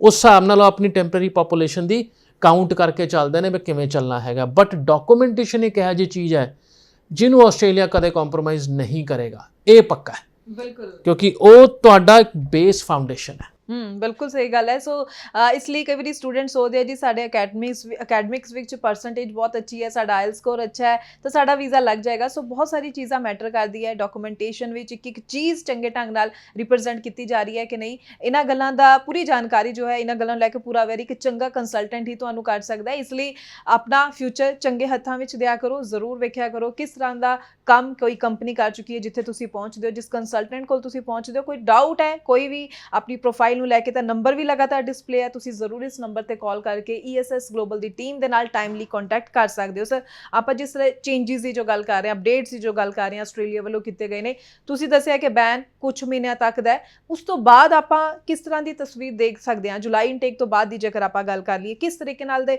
ਕਿਸ ਤਰ੍ਹਾਂ ਦੇ ਮੇਜਰ ਚੇਂਜਸ ਹੋਰ ਆਸਟ੍ਰੇਲੀਆ ਵੱਲ ਆਪਾਂ ਦੇਖ ਸਕਦੇ ਹਾਂ? ਦੇਖੋ, ਜਿਹੜਾ GT ਨੂੰ ਰਿਪਲੇਸ ਕਰਕੇ GST ਆਉਣ ਲੱਗਿਆ, ਆਈ ਬਿਲੀਵ ਜੁਲਾਈ 'ਚ ਉਹਦੀ ਅਨਾਉਂਸਮੈਂਟ ਹੋ ਜਾਣੀ ਹੈ। ਫਰੋਮ ਦਾ ਯੂਨੀਵਰਸਿਟੀ ਪਰਸਪੈਕਟਿਵ ਉਹ ਇਹਨੂੰ ਕਿਸ ਤਰੀਕੇ ਨਾਲ ਦੇਖਦੇ ਤੇ ਕਿਸ ਤਰੀਕੇ ਨਾਲ ਕਰਨਗੇ। ਹਜੇ ਯੂਨੀਵਰਸਿਟੀਜ਼ ਵਾਲਿਆਂ ਨੇ ਕੁਝ ਨਹੀਂ ਕੱਢਿਆ ਕਿਉਂਕਿ ਪਾਲਿਸੀ ਬਣਦੀ ਪਈ ਹੈ। ਜਦੋਂ ਪਾਲਿਸੀ ਬਣ ਕੇ ਬਾਹਰ ਆਏਗੀ ਕਿ ਉਹ ਸੌਖੀ ਹੋਏਗੀ ਜਾਂ ਔਖੀ ਹੋਏਗੀ, ਇਹ ਟਾਈਮ ਦੱਸੇਗਾ। ਕਨਵਰਸੇਸ਼ਨ ਸਾਰਾ ਜਿਹੜਾ ਦੱਸਦਾ ਪਿਆ ਉਹ ਸੌਖੀ ਹੋਣ ਤੇ ਹੈ। ਅਗੇਨ ਡਾਕੂਮੈਂਟੇਸ਼ਨ ਨੂੰ ਕਾਂਟਾ ਨਹੀਂ ਮਾਰਨਗੇ, ਉਹ ਡਾਕੂਮੈਂਟੇਸ਼ਨ ਨੂੰ ਬਿਲਕੁਲ ਕਾਂਟਾ ਨਹੀਂ ਮਾਰਨਗੇ। ਹੋ ਸਕਦਾ ਫੰਡ ਵਾਲੇ ਪਾਸੇ ਉੱਪਰ ਥੱਲੇ ਹੋ ਜਾਣ, ਜਾਂ ਆਪਣੇ ESOS ਐਕਟ ਦੇ ਵਿੱਚ, ਜਿਹੜਾ ਇੱਕ ESOS ਐਕਟ ਹੈ ਇਹਨਾਂ ਦਾ, ਜਿਹਦੇ ਕਰਕੇ ਆਸਟ੍ਰੇਲੀਆ ਇੱਕ one of the strong country ਬਣਦਾ ਪੜ੍ਹਾਈ ਵਾਸਤੇ, ਉਸ 'ਚ ਇਹ ਲਿਖਿਆ ਹੋਇਆ ਤੁਸੀਂ ਬੱਚੇ ਤੋਂ ਸਮੈਸਟਰ ਦੀ ਫੀਸ ਤੋਂ ਵੱਧ ਨਹੀਂ ਲੈ ਸਕਦੇ ਹੋ ਸਕਦਾ ਉਸ 'ਚ ਬਦਲਾਅ ਆਵੇ, ਕੈਨੇਡਾ ਮੰਗੋ 1 ਸਾਲ ਦੀ ਫੀਸ ਸ਼ੁਰੂ ਕਰ ਦਿੱਤੀ ਜਾਵੇ, ਹੋ ਸਕਦਾ ਜੀ, ਕਿਉਂਕਿ ਇਸੇ ਪਾਸੇ ਯੂਨੀਵਰਸਿਟੀ ਨੂੰ ਆਪਣੀ ਸਿਕਿਉਰਿਟੀ ਦਿਖਦੀ ਹੈ ਜਿੱਥੇ ਬੱਚਾ ਆ ਕੇ ਪੜੂਗਾ। ਦੇਖੋ, ਯੂਨੀਵਰਸਿਟੀ ਬੜਾ ਸਪਸ਼ਟ ਕਹਿੰਦੀ ਹੈ, ਐਂਡ ਤੁਹਾਡੇ ਵੀਜ਼ਾ ਦੇ ਉੱਤੇ ਇੱਕ ਕਲੌਜ਼ ਹੁੰਦਾ 8202 8202, ਉਹ ਕਹਿੰਦਾ ਜਿਹੜਾ ਲੈਵਲ ਆਫ ਐਜੂਕੇਸ਼ਨ ਤੁਸੀਂ ਕਰਨ ਆ ਰਹੇ ਹੋ ਉਸੇ ਦੇ ਵਿੱਚ ਹੀ ਪੜ੍ਹਾਈ ਖਤਮ ਕਰਨੀ ਹੈ, ਲੈਵਲ ਦੇ ਵਿੱਚ। ਉਹ ਪੜ੍ਹਾਈ ਖਤਮ ਨਹੀਂ ਕਰਨੀ ਜਿਸ ਤੁਸੀਂ ਜਾ ਰਹੇ ਹੋ। ਤੁਹਾਡੀ ਜੇ ਤੁਹਾਨੂੰ ਕੋਰਸ ਪਸੰਦ ਨਹੀਂ ਆਉਂਦਾ, ਤੁਸੀਂ ਮਾਸਟਰਸ ਆਫ ਅਕਾਊਂਟਿੰਗ 'ਚ ਗਏ ਹੋ, ਕੋਰਸ ਸਮਝ ਨਹੀਂ ਆ ਰਿਹਾ, ਪਸੰਦ ਨਹੀਂ ਆ ਰਿਹਾ, ਤੁਸੀਂ ਕਹਿੰਦੇ ਹੋ ਮੈਂ MBA ਸ਼ਿਫਟ ਕਰਨਾ ਹੈ ਜਾਂ ਮੈਂ ਅਕਾਊਂਟਿੰਗ ਛੱਡ ਕੇ ਫਾਈਨੈਂਸ ਦੇ ਵਿੱਚ ਸ਼ਿਫਟ ਕਰਨਾ ਹੈ, ਤੁਹਾਨੂੰ 8202 ਕੰਡੀਸ਼ਨ ਪੂਰੀ ਪਰਮਿਸ਼ਨ ਦਿੰਦੀ ਹੈ। ਬਟ ਜਦ ਤੁਸੀਂ ਉਹਦੇ ਨਾਲ ਡਿਪਲੋਮੇ ਵਾਲੇ ਪਾਸੇ ਆ ਜਾਂਦੇ ਹੋ ਉਸੇ ਵੀਜ਼ੇ ਦੇ ਅੰਦਰ, ਤਾਂ ਤੁਹਾਡਾ ਵੀਜ਼ਾ ਕੰਡੀਸ਼ਨ ਟੁੱਟਦੀ ਹੈ। ਇੱਕ ਛੋਟਾ ਜਿਹਾ ਐਗਜ਼ਾਮਪਲ ਦਿੰਦਾ, ਪਿਛਲੇ ਸ਼ੋਅ 'ਚ ਹੀ ਮੈਂ ਇਹਦਾ ਜ਼ਿਕਰ ਕੀਤਾ ਸੀ। ਪ੍ਰੋਬਲਮ ਇਹ ਨਹੀਂ ਹੈ ਤੁਹਾਨੂੰ ਵੀਜ਼ਾ ਕਿਵੇਂ ਮਿਲੇਗਾ, ਪ੍ਰੋਬਲਮ ਇਹ ਬਿਲਕੁਲ ਨਹੀਂ ਹੈ। ਪ੍ਰੋਬਲਮ ਇਹ ਹੈ ਤੁਹਾਨੂੰ ਵੀਜ਼ਾ ਮਿਲਣ ਤੋਂ ਬਾਅਦ 2 ਸਾਲ ਦੀ ਪੜ੍ਹਾਈ ਕਰਨ ਤੋਂ ਬਾਅਦ, ਵਰਕ ਪਰਮਿਟ ਤੋਂ ਬਾਅਦ ਤੁਹਾਡੀ ਕੀ PR ਦੀ ਐਪਲੀਕੇਸ਼ਨ ਦੇ ਵਿੱਚ ਪ੍ਰੋਬਲਮ ਆਏਗੀ। ਅੱਜ ਤੁਹਾਨੂੰ ਕੋਈ ਵੀ ਚੀਜ਼ ਤੁਹਾਡੇ ਪਲੈਟਰ ਦੇ ਉੱਤੇ ਤੁਹਾਨੂੰ ਹਰ ਕੋਈ ਦੇਗਾ, ਕਿਉਂਕਿ ਅਗਲੇ ਨੇ ਕਮਾਈ ਕਰਨੀ ਹੈ ਐਂਡ ਤੁਸੀਂ ਪੈਸਾ ਖਰਚ ਕੇ ਸਿਰਫ ਉੱਥੇ ਜਾਣ ਦੀ ਸੋਚਦੇ ਪਏ ਹੋ। ਇਮੈਜਿਨ ਕਰੋ ਉਹ ਇਨਸਾਨ ਜਿਹੜਾ ਮੈਨੂੰ ਮਿਲਿਆ ਅੱਜ ਤੋਂ 1.5 ਮਹੀਨਾ ਪਹਿਲਾਂ ਇੱਥੇ ਹੀ ਆਫਿਸ ਦੇ ਵਿੱਚ, ਸਿਟੀਜ਼ਨ ਉੱਥੇ ਆਸਟ੍ਰੇਲੀਆ ਦੇ ਵਿੱਚ ਸਿਟੀਜ਼ਨ, ਕਹਿੰਦਾ ਸਰ ਮੈਂ ਇੱਥੇ ਹੌਲੀਡੇਜ਼ 'ਚ ਆਇਆ ਆਪਣੇ ਪੇਰੈਂਟਸ ਨੂੰ ਮਿਲਣ ਵਾਸਤੇ, ਮੈਨੂੰ ਪਿੱਛੋਂ ਮੇਲ ਆ ਗਈ। ਮੇਲ ਸੀ ਉਹਦੀ ਸਿਟੀਜ਼ਨਸ਼ਿਪ ਕੈਂਸਲ ਹੋਣ ਦੀ, ਤੇ 28 ਦਿਨ ਦਾ ਟਾਈਮ ਮਿਲਿਆ ਉਹਨੂੰ ਇੱਕ ਐਕਸਪਲੇਨ ਕਰਨ ਦਾ। ਐਕਸਪਲੇਨ ਕੀ ਕਰਨਾ ਸੀ? ਡਿਗਰੀ ਤੁਸੀਂ A ਯੂਨੀਵਰਸਿਟੀ ਤੋਂ ਕੀਤੀ ਹੈ, ਤੁਸੀਂ ਕੰਮ ਦਿਖਾਇਆ B ਜਗ੍ਹਾ ਤੋਂ ਜਿੰਨਾ ਡਿਸਟੈਂਸ ਹੈ 800 ਕਿਲੋਮੀਟਰ ਦਾ। ਇੱਕ ਟਾਈਮ ਤੋਂ ਦੋਨੋਂ ਚੀਜ਼ਾਂ ਕਿਵੇਂ ਹੋ ਸਕਦੀਆਂ ਨੇ? ਹੁਣ ਜਿਸ ਟਾਈਮ ਤੇ ਵੀਜ਼ਾ ਲੈਣਾ ਸੀਗਾ ਉਦੋਂ ਲੌਜਿਕ ਬਟਨ ਨਹੀਂ ਚੱਲਦਾ, ਉਦੋਂ ਆਂਦਾ ਮੈਨੂੰ ਤਾਂ ਵੀਜ਼ਾ ਚਾਹੀਦਾ, ਤੇ ਉਦੋਂ ਲੈ ਲਿਆ, ਤੇ ਅੱਜ ਉਹ ਬੰਦਾ ਹੁਣ ਕਿੱਥੇ ਰਹਿਣ ਜੋਗਾ ਹੈ? ਕੀ ਆਸਟ੍ਰੇਲੀਆ ਜਾਂ ਇੰਡੀਆ? ਆਸਟ੍ਰੇਲੀਆ ਘਰ ਬਣਿਆ, ਗੱਡੀਆਂ ਖੜੀਆਂ, ਸਭ ਲਾਈਫ ਸੈੱਟ ਹੈ, ਉਹ ਹੁਣ ਜਾਣ ਦੇ ਕਾਬਿਲ ਵੀ ਨਹੀਂ ਉੱਥੇ ਹੈਗਾ ਤਾਂ ਕਿ ਉਹਨੂੰ ਵਾਈਂਡ ਅਪ ਕਰ ਸਕੇ, ਕਿਉਂਕਿ ਤੁਸੀਂ ਉੱਥੋਂ ਦੀ ਗਵਰਨਮੈਂਟ ਨੂੰ ਝੂਠ ਬੋਲਿਆ। ਤੇ ਝੂਠ ਕੋਈ ਗਵਰਨਮੈਂਟ ਬਰਦਾਸ਼ਤ ਨਹੀਂ ਕਰਦੀ, ਸਿੱਧਾ ਬੈਨ ਲਾ ਕੇ ਉਹ ਸਾਰੀ ਫਾਈਲ ਬੰਦ ਕਰਦੇ ਆ, ਕਿਉਂਕਿ ਉਹਨਾਂ ਲਈ ਤੁਸੀਂ ਇੱਕ ਹੈੱਡ ਕਾਊਂਟ ਹੋ। ਤੁਸੀਂ 90% ਵਾਲੇ ਬੱਚੇ ਹੋ, 60% ਵਾਲੇ ਬੱਚੇ ਹੋ। ਉਹਨਾਂ ਨੇ ਤੁਹਾਡੇ ਅਕੈਡਮਿਕਸ ਬਿਲਕੁਲ ਚੈੱਕ ਨਹੀਂ ਕਰਨੇ। ਗਵਰਨਮੈਂਟ ਨੇ ਸਿਰਫ ਇੱਕ ਚੀਜ਼ ਦੇਖਣੀ ਹੈ PR ਦੇ ਵੇਲੇ, ਤੁਸੀਂ ਪੜ੍ਹਾਈ ਤੋਂ ਬਾਅਦ ਕੀ ਉਸ ਪਾਰਟਿਕੂਲਰ ਆਕੂਪੇਸ਼ਨ 'ਚ ਕੰਮ ਕੀਤਾ ਜੋ ਤੁਸੀਂ ਕਹਿ ਕੇ ਆਏ ਸੀ। ਮੈਂ ਬਾਇਓਲੋਜੀ ਇਸ ਲਈ ਕਰਨੀ ਹੈ ਕਿਉਂਕਿ ਮੈਂ ਲੈਬ ਦੇ ਵਿੱਚ ਕੰਮ ਕਰਨਾ, ਮੈਂ ਕੈਮਿਸਟਰੀ ਇਸ ਲਈ ਕਰਨੀ ਹੈ ਕਿਉਂਕਿ ਮੈਂ ਲੈਬ ਦੇ ਵਿੱਚ ਕੰਮ ਕਰਨਾ, ਐਂਡ ਸੋ ਔਨ, ਅਲੱਗ-ਅਲੱਗ ਫੈਕਟਰਸ। ਤੁਸੀਂ ਆਪਣੀ ਜ਼ੁਬਾਨ ਤੇ ਖਰੇ ਉਤਰੇ ਹੋ, ਆਨਸਰ ਯੈਸ ਔਰ ਨੋ। ਯੈਸ, ਗਵਰਨਮੈਂਟ ਤੁਹਾਡੇ ਨਾਲ ਹੈ, ਨੋ, ਗਵਰਨਮੈਂਟ ਤੁਹਾਡੇ ਨਾਲ ਨਹੀਂ ਹੈ। ਬੜਾ ਸਿੰਪਲ ਰਿਲੇਸ਼ਨਸ਼ਿਪ ਹੈ ਸਟੂਡੈਂਟ ਦਾ ਤੇ ਆਸਟ੍ਰੇਲੀਆ ਗਵਰਨਮੈਂਟ ਦਾ, ਔਰ ਕਿਸੇ ਵੀ ਗਵਰਨਮੈਂਟ ਦਾ ਰਾਦਰ। ਉਹਨਾਂ ਲਈ ਤੁਸੀਂ ਆਬਾਦੀ ਹੋ। ਆਬਾਦੀ ਨੂੰ ਉਦੋਂ ਹੀ ਆਪਣੀ ਉਹ ਜਨਸੰਖਿਆ ਵਿੱਚ ਕਾਊਂਟ ਕੀਤਾ ਜਾਂਦਾ ਜਦ ਤੁਸੀਂ ਕਾਬਲ ਬਣਦੇ ਹੋ। ਹਰੇਕ ਪਾਸੇ ਇੱਕ ਵਰਡ ਲਿਖਿਆ ਹੈ, you have to be eligible Australian resident or citizen. ਤੁਸੀਂ ਕਾਬਲ ਬਣਨਾ ਉੱਥੋਂ ਦੇ ਸਿਟੀਜ਼ਨ ਜਾਂ ਰੈਜ਼ੀਡੈਂਟ ਵਾਸਤੇ। ਉਸੇ ਤਰੀਕੇ ਨਾਲ ਸਟੈਪ 1 ਤੇ ਆ ਜਾਓ ਜਦ ਤੁਸੀਂ ਫਾਈਲਾਂ ਦੇ ਕਾਗਜ਼ ਦਿੰਦੇ ਹੋ। ਇਹ ਤੁਹਾਡੀ ਜ਼ਿੰਮੇਵਾਰੀ ਹੈ as a student, not as a consultant ਦੀ ਵੀ ਨਹੀਂ, ਗਵਰਨਮੈਂਟ ਦੀ ਵੀ ਨਹੀਂ। ਤੁਸੀਂ ਆਪਣੀ ਵੈਰੀਫਿਕੇਸ਼ਨਾਂ ਕਰਾ ਕੇ ਦੇਣੀਆਂ ਆਪ। ਕੋਈ ਵੀ ਕਾਗਜ਼ ਜੋ ਵੈਰੀਫਿਕੇਸ਼ਨ ਨਹੀਂ ਹੁੰਦਾ, ਅੰਬੈਸੀ ਕੋਲ ਰਾਈਟ ਹੁੰਦਾ, ਉਹਦੇ ਕੋਲ ਹੱਕ ਹੈ ਉਹ ਕਾਗਜ਼ ਨੂੰ ਨਾ ਮੰਨਣ ਦਾ ਜੀ ਤੇ ਵੈਰੀਫਿਕੇਸ਼ਨ ਫਰਮ ਥਰਡ ਪਾਰਟੀ, ਨਾਟ ਫਰਮ ਤੁਹਾਡੇ ਜਿੱਥੇ ਤੁਸੀਂ ਇੰਪਲੋਇਰ ਦੀ ਚਿੱਠੀਆਂ ਛਾਪ ਕੇ ਦਿੱਤੀਆਂ ਜਾਂ ਜਿੱਥੋਂ ਚਿੱਠੀ ਲਿੱਤੀ ਹੈ। ਬੜਾ ਕਲੀਅਰ ਹੈ ਅੱਜ ਦੀ ਡੇਟ ਦੇ ਵਿੱਚ ਆਸਟ੍ਰੇਲੀਆ ਉਹੀ ਬੱਚਾ ਅਪਲਾਈ ਕਰੇ ਜਿਹਨੇ ਐਕਚੁਅਲ ਦੇ ਵਿੱਚ ਜਾ ਕੇ ਉੱਥੇ ਪੜ੍ਹ ਕੇ ਆਪਣਾ ਸੁਪਨਾ ਪੂਰਾ ਕਰਨਾ ਤੇ ਅੱਗੇ ਆਉਣ ਵਾਲੀ ਪੁਸ਼ਤਾਂ ਸੈੱਟ ਕਰਨੀਆਂ ਨੇ। ਬਿਲਕੁਲ ਸਹੀ ਗੱਲ ਹੈ, ਕਿਉਂਕਿ ਕਈ ਵਾਰੀ ਹੁੰਦਾ ਹੀ ਹੈ ਕਿ ਸਟੂਡੈਂਟਸ ਖੁਦ ਰੂਲਸ ਫੋਲੋ ਨਹੀਂ ਕਰਦੇ ਤੇ ਬਾਅਦ ਵਿੱਚ ਜਦੋਂ ਅਕਸਰ ਜੋ ਸਵਾਲ ਸਟੂਡੈਂਟਸ ਆਸਟ੍ਰੇਲੀਆ ਨੂੰ ਲੈ ਕੇ ਰਹਿੰਦਾ ਕਿ ਸਟੱਡੀ ਵੀਜ਼ਾ ਲੱਗ ਜਾਂਦਾ ਜੀ, ਪੀਆਰ ਨਹੀਂ ਮਿਲਦੀ। ਸੋ ਪੀਆਰ ਮਿਲਣ ਦੇ ਲਈ ਉਹਨਾਂ ਰੂਲਸ ਤੇ ਵੀ ਚੱਲਣਾ ਪੈਂਦਾ। ਸੋ ਪਹਿਲੇ ਦਿਨ ਤੋਂ ਲੈ ਕੇ ਜਦੋਂ ਤੁਸੀਂ ਸਟੱਡੀ ਵੀਜ਼ਾ ਲਈ ਅਪਲਾਈ ਕਰਦੇ ਹੋ ਟਿਲ ਪੀਆਰ ਲੈਣ ਤੱਕ ਤੁਹਾਡਾ ਇਹ ਸਫ਼ਰ ਹੈ ਜਿਹੜਾ ਪੂਰਾ ਰੂਲਸ ਦੇ ਅਕੋਰਡਿੰਗਲੀ ਅਗਰ ਹੁੰਦਾ ਤਾਂ ਤੁਹਾਨੂੰ ਕਿਤੇ ਵੀ ਕੋਈ ਦਿੱਕਤ ਨਹੀਂ ਆਉਂਦੀ ਹੈ। ਸੋ ਅੱਗੋਂ ਅਗਰ ਆਪਾਂ ਗੱਲ ਕਰੀਏ, ਇੱਕ ਵੱਡਾ ਕੁਐਸਚਨ ਮਾਰਕ ਹਮੇਸ਼ਾ ਸਪਾਊਸ ਕੇਸਿਸ ਤੇ ਬਣਿਆ ਰਹਿੰਦਾ ਹੈ। ਕਿਤੇ ਸਟ੍ਰਿਕਟਨੈਸ ਦੇਖੀ ਜਾਂਦੀ ਹੈ, ਕਿਤੇ ਰੂਲਸ ਥੋੜੇ ਔਖੇ ਹੁੰਦੇ ਨੇ। ਤੁਸੀਂ ਕਿਵੇਂ ਦੇਖਦੇ ਹੋ ਕਿ ਸਪਾਊਸ ਕੇਸਿਸ ਨੂੰ ਬੈਨ ਕਰ ਦੇਣਾ ਜਾਂ ਸਟ੍ਰਿਕਟ ਹੋਣਾ ਉਸ ਉੱਪਰ ਕਿਵੇਂ ਦੇਖਦੇ ਹੋ ਤੁਸੀਂ? ਦੇਖੋ ਆਸਟ੍ਰੇਲੀਆ ਇਹੋ ਜਿਹਾ ਸਟੈਪ ਕਦੇ ਨਹੀਂ ਚੱਕੇਗਾ। ਇਟਸ ਬੀਨ 20 ਇਅਰਸ ਜਦ ਮੈਂ ਆਸਟ੍ਰੇਲੀਆ ਮਾਰਕੀਟ 'ਚ ਕੰਮ ਕਰਦਾ ਪਿਆ ਤੇ ਆਸਟ੍ਰੇਲੀਆ ਇਹੋ ਜਿਹਾ ਸਟੈਪ ਕਦੇ ਨਹੀਂ ਚੱਕੇਗਾ। ਆਸਟ੍ਰੇਲੀਆ ਉਸ ਟਾਈਮ ਦੇ ਉੱਤੇ ਜਦ ਇੱਥੋਂ 2008-9 ਦੇ ਵਿੱਚ ਉਦੋਂ ਇਹ ਨਵਾਂ ਟ੍ਰੈਂਡ ਸ਼ੁਰੂ ਹੋਇਆ ਸੀਗਾ ਮੈਰਿਜ ਆਫ ਫੈਸਿਲਿਟੇਸ਼ਨ, ਉਦੋਂ ਪਹਿਲੀ ਵਾਰ ਇਹ ਲਾਈਨ ਸੁਣੀ ਸੀ ਮੈਂ ਜਿੱਥੇ ਗਵਰਨਮੈਂਟ ਨੇ ਅੰਬੈਸੀ ਨੇ ਸਾਨੂੰ ਬੁਲਾਇਆ ਸੀ। ਉਦੋਂ ਮੈਂ ਜਲੰਧਰ ਹੁੰਦਾ ਸੀ ਵੀ ਆ ਕੇ ਟ੍ਰੇਨਿੰਗ ਦਿੱਤੀ ਸੀ ਵੀ ਆ ਪੰਜਾਬ ਦੇ ਵਿੱਚ ਨਾ ਇਹੋ ਜਿਹੇ ਵਿਆਹ ਬੜੇ ਹੁੰਦੇ ਪਏ ਆ ਤੇ ਐਜ਼ ਏ ਏਜੰਟ ਅਸੀਂ ਤੁਹਾਡੇ ਤੇ ਵਿਸ਼ਵਾਸ ਕਰਦੇ ਹਾਂ, ਤੁਸੀਂ ਇਹੋ ਜਿਹਾ ਚੀਜ਼ਾਂ ਹਾਈਲਾਈਟ ਕਰੋਗੇ ਗਵਰਨਮੈਂਟ ਨੂੰ, ਇਹੋ ਜਿਹੀ ਕੀ ਐਡਵਰਟੀਜ਼ਮੈਂਟ ਆਉਂਦੀ ਪਈ ਹੈ ਜਾਂ ਕਿੱਥੇ ਹੁੰਦਾ ਪਿਆ, ਅਸੀਂ ਆਪਣਾ ਡਾਟਾ ਇਕੱਠਾ ਕਰਨਾ ਤੇ ਮੈਰਿਜ ਆਫ ਫੈਸਿਲਿਟੇਸ਼ਨ ਪਹਿਲੀ ਵਾਰ ਸੁਣਿਆ ਸੀਗਾ। ਉਸ ਫੇਸ ਤੇ ਵੀ ਅੰਬੈਸੀ ਨੇ ਵੀਜ਼ੇ ਦੇਣੇ ਬੰਦ ਨਹੀਂ ਕੀਤੇ ਸੀ, ਜਾਂ ਦੋਨਾਂ ਨੂੰ ਮਿਲਦਾ ਸੀ ਜਾਂ ਦੋਨਾਂ ਨੂੰ ਨਹੀਂ ਮਿਲਦਾ ਸੀ, ਕਦੇ ਅਲੱਗ-ਅਲੱਗ ਨਹੀਂ ਕੀਤਾ। ਕੋਵਿਡ ਤੋਂ ਬਾਅਦ ਜਦ ਅਲੱਗ-ਅਲੱਗ ਵੀਜ਼ੇ ਆਣੇ ਸ਼ੁਰੂ ਹੋਏ, ਹਸਬੈਂਡ ਦੇ ਰਿਜੈਕਟ ਵੀ ਹੋਏ, ਉਹ ਇਸ ਟਾਈਮ ਉਹ ਫੇਸ ਸੀਗਾ ਜਦ ਉੱਥੇ ਐਕਚੁਅਲ ਦੇ ਵਿੱਚ ਇੱਕ ਪਾਰਟਿਕੂਲਰ ਟਾਸਕ ਜਾਂ ਇੱਕ ਪਾਰਟਿਕੂਲਰ ਐਪਲੀਕੈਂਟ ਦੀ ਜ਼ਰੂਰਤ ਸੀ, ਦੂਸਰੇ ਦੀ ਜ਼ਰੂਰਤ ਨਹੀਂ ਸੀਗੀ। ਕਿਉਂਕਿ ਕੋਵਿਡ ਦੇ ਵਿੱਚ ਆ ਬਹੁਤ ਸਾਰੀ ਨਿਊਜ਼ ਸੁਣਨ ਨੂੰ ਤਾਂ ਨਹੀਂ ਆਈਆਂ, ਬਟ ਇੱਕ ਸਰਟਨ ਪਰਸੈਂਟੇਜ ਵੀ ਮੇਰੇ ਸਪਾਊਸ ਦਾ ਵੀਜ਼ਾ ਰਹਿ ਗਿਆ ਤੇ ਮੇਰਾ ਆ ਗਿਆ, ਬਹੁਤ ਘੱਟ ਪਰਸੈਂਟੇਜ ਪਰ ਹੋਇਆ ਜ਼ਰੂਰ ਸੀ। ਅੱਜ ਉਹ ਵਾਪਸ ਟਰੈਕ ਤੇ ਹੈ। ਅੱਜ ਸਪਾਊਸ ਦੇ ਵੀਜ਼ੇ ਇਕੱਠੇ ਲੱਗਦੇ ਆ, ਇਕੱਠੇ ਨਹੀਂ ਲੱਗਦੇ, ਕਿਉਂਕਿ ਆਸਟ੍ਰੇਲੀਆ ਦੇ ਰੂਲ ਬੁੱਕ 'ਚ ਲਿਖਿਆ ਹੋਇਆ ਐਜ਼ ਅ ਹਿਊਮੈਨਿਟੇਰੀਅਨ ਗਰਾਊਂਡ ਤੁਸੀਂ ਪਰਿਵਾਰ ਦੇ 2 ਜਣ ਨੂੰ ਅਲੱਗ ਨਹੀਂ ਕਰ ਸਕਦੇ ਐਜ਼ ਲੌਂਗ ਐਜ਼ ਤੁਹਾਡੇ ਕੋਲ ਇੰਨੇ ਸਬੂਤ ਹੈਗੇ ਆ ਵੀ ਤੁਹਾਨੂੰ ਲੱਗਦਾ ਰਿਲੇਸ਼ਨਸ਼ਿਪ ਹੀ ਝੂਠਾ ਹੈ ਜਾਂ ਵਾਇਬਲ ਰਿਲੇਸ਼ਨਸ਼ਿਪ ਨਹੀਂ ਹੈ ਤਾਂ ਉਹਨੂੰ ਤੁਸੀਂ ਲੈ ਕੇ ਨਹੀਂ ਜਾਣਾ। ਤੁਸੀਂ ਸਰਪ੍ਰਾਈਜ਼ ਹੋਵੋਗੇ ਆਸਟ੍ਰੇਲੀਆ ਦੀ ਵੈਬਸਾਈਟ ਦੇ ਉੱਤੇ, ਹਾਈ ਕਮਿਸ਼ਨ ਦੀ ਵੈਬਸਾਈਟ ਦੇ ਉੱਤੇ ਡੋਮੈਸਟਿਕ ਵਾਇਲੈਂਸ ਦਾ ਸਪੈਸ਼ਲ ਹੈਲਪਲਾਈਨ ਨੰਬਰ ਇਸ਼ੂ ਹੋਇਆ ਤੇ ਉਹਨੂੰ ਵੀ ਕਰਵਾਉਣ ਵਾਲੇ ਕੌਣ ਹੈ? ਆਪਾਂ ਨਾਰਥ ਇੰਡੀਅਨ। ਕਿਉਂਕਿ ਜਿਹੜੇ ਪਰਿਵਾਰ ਦੇ ਇੱਥੋਂ ਵਿਆਹ ਕਰਾ ਕੇ ਗਏ ਸੀ ਉੱਥੇ ਲੜ ਪੈਂਦੇ ਸੀਗੇ ਤੇ ਉੱਥੇ ਮੇਨ ਐਪਲੀਕੈਂਟ ਜਿਹਦੇ ਸਿਰ ਤੇ ਬੰਦਾ ਗਿਆ ਸੀਗਾ ਉਹ ਕੰਪਲੇਨ ਦਰਜ ਕਰਾਉਂਦੇ ਸੀ ਵੀ ਮੇਰੇ ਨਾਲ ਆ ਹੋਇਆ ਤੇ ਸਰਕਾਰ ਨੇ ਸਪੈਸ਼ਲੀ ਹੈਲਪਲਾਈਨ ਨੰਬਰ ਹੀ ਜਾਰੀ ਕਰਤਾ ਵੀ ਤੁਹਾਨੂੰ ਲੱਗਦਾ ਤੁਹਾਡੇ ਨਾਲ ਡੋਮੈਸਟਿਕ ਵਾਇਲੈਂਸ ਹੁੰਦੀ ਹੈ ਤਾਂ ਇਸ ਨੰਬਰ ਤੇ ਸਟ੍ਰੇਟਵੇ ਗੱਲ ਕਰੋ। ਅਦਰਵਾਈਜ਼ ਗੋਰਿਆਂ ਦੇ ਉਹਦੇ ਵਿੱਚ ਡੋਮੈਸਟਿਕ ਵਾਇਲੈਂਸ ਦਾ ਵਰਡ ਕਿੱਥੇ ਸੀਗਾ ਤਾਂ ਆ ਵੈਬਸਾਈਟ ਤੇ ਚੇਂਜ ਹੁੰਦੇ ਤਾਂ ਮੈਂ ਆਪ ਦੇਖਿਆ ਹੈਗਾ। ਤੇ ਇਹ ਜਿਹੇ ਬਹੁਤ ਸਾਰੀ ਚੀਜ਼ਾਂ ਨੇ ਜੋ ਆਪਾਂ ਆਸਟ੍ਰੇਲੀਅਨ ਗਵਰਨਮੈਂਟ ਨੂੰ ਸਿਖਾਈਆਂ ਆਪਣੇ ਕਲਚਰ ਬਾਰੇ ਵੀ ਅਸੀਂ ਇੱਥੇ ਐਂ ਵੀ ਕਰਦੇ ਹਾਂ, ਤੁਹਾਡੇ ਦੇਸ਼ ਆ ਕੇ ਵੀ ਐਂ ਕਰਾਂਗੇ। ਉਹਨਾਂ ਨੇ ਹਜੇ ਤੱਕ ਆਪਣਾ ਸਪਾਊਸ ਨੂੰ ਲੈ ਕੇ ਰੂਲ ਨਹੀਂ ਬਦਲਿਆ। ਯੂਨੀਵਰਸਿਟੀਆਂ ਸਖਤ ਹੈਗੀਆਂ ਨੇ, 100% ਹੈਗੀਆਂ ਨੇ, ਬਟ ਪੂਰਾ ਆਸਟ੍ਰੇਲੀਆ ਉਹ ਗਲਤ ਸਟੇਟਮੈਂਟ ਹੋਏਗੀ ਜੇ ਮੈਂ ਕਹਾਂਗਾ ਸਪਾਊਸ ਨੂੰ ਬੰਦ ਕਰੇਗਾ ਜਾਂ ਸੋਚ ਰਿਹਾ। ਐਬਸੋਲੂਟਲੀ ਨਾਟ। ਇਹ ਇੱਕ ਪਰਿਵਾਰ ਦਾ ਆਪਣਾ ਨਿੱਜੀ ਡਿਸੀਜਨ ਹੈ, ਉਹਨੇ ਕਿਵੇਂ ਲੈ ਕੇ ਜਾਣਾ ਕਿਵੇਂ ਨਹੀਂ ਲੈ ਕੇ ਜਾਣਾ। ਗਵਰਨਮੈਂਟ ਦੇ ਇਹਦੇ ਵਿੱਚ ਕੋਈ ਰੂਲ ਨਹੀਂ ਹੈ। ਯੂਨੀਵਰਸਿਟੀਆਂ ਆਪਣਾ ਉਹ ਡਿਫਰੈਂਸ਼ੀਏਟ ਕਰ ਸਕਦੀਆਂ ਨੇ ਅਸੀਂ ਮੈਰਿਡ ਕੇਸ ਲੈਣਾ ਤੇ ਕਿਸ ਐਂਗਲ ਜਾਂ ਕਿਸ ਉਹਦੇ ਸਟੈਂਡਰਡ ਤੇ ਲੈਣਾ ਹੈਗਾ, ਇਹ ਉਹਨਾਂ ਦਾ ਕਾਲ ਹੈ। ਗਵਰਨਮੈਂਟ ਦਾ ਉਹਦੇ ਵਿੱਚ ਕੋਈ ਰੋਲ ਨਹੀਂ ਹੈਗਾ। ਜੀ ਬਿਲਕੁਲ ਸਰ, ਤੁਸੀਂ ਜ਼ਰੂਰ ਇਹਨਾਂ ਸਾਰੀਆਂ ਗੱਲਾਂ ਤੇ ਗੌਰ ਕਰਿਆ ਕਰੋ। ਜਿਹੜੇ ਸਟੂਡੈਂਟਸ ਵਾਕਈ ਆਪਣਾ ਜੋ ਦੇਖਦੇ ਆ ਫਿਊਚਰ ਬ੍ਰਾਈਟ ਕਰਨਾ ਚਾਹੁੰਦੇ ਨੇ ਆਸਟ੍ਰੇਲੀਆ ਜਾਂ ਕਿਸੇ ਵੀ ਕੰਟਰੀ ਦੇ ਵਿੱਚ, ਜੈਨੂਅਨ ਹੋਣਾ, ਤੁਹਾਡਾ ਜੈਨੂਅਨ ਡਾਕੂਮੈਂਟਸ ਦਾ ਲੱਗਣਾ ਬਹੁਤ ਹੀ ਜ਼ਿਆਦਾ ਜ਼ਰੂਰੀ ਹੈ।